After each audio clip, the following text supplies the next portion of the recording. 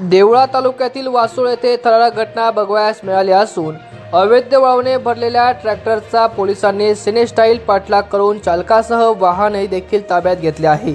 चालकाने वाहन अतिशय भरधाव आणि बेदारकपणे चालवत असताना देवळा पोलिसांनी आपल्या शैलीने वळवणे भरलेल्या ट्रॅक्टरचा थरारक पाठलाग करून ताब्यात घेतले।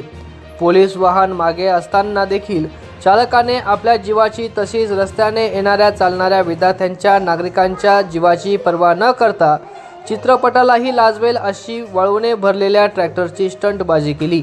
मात्र देवळा पोलिसांनी पाठलाग करून चालकासह वाहन ताब्यात घेतले। पोलिसांसमोर जर वाळू माफियांचे असे कृत्य असेल तर मात्र सर्वसामान्य नागरिकांचे काय हाल असतील असा प्रश्न निर्माण होत आहे।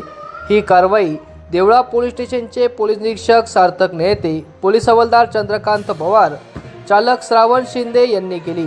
वाळू माफियांच्या या कृत्यामुळे तालुक्याच्या महसूल प्रशासनावर प्रश्नचिन्ह उपस्थित झाले आहे। प्रबंधभूमी महाराष्ट्र न्यूजसाठी वैभव केदारे, वासोळ, देवळा।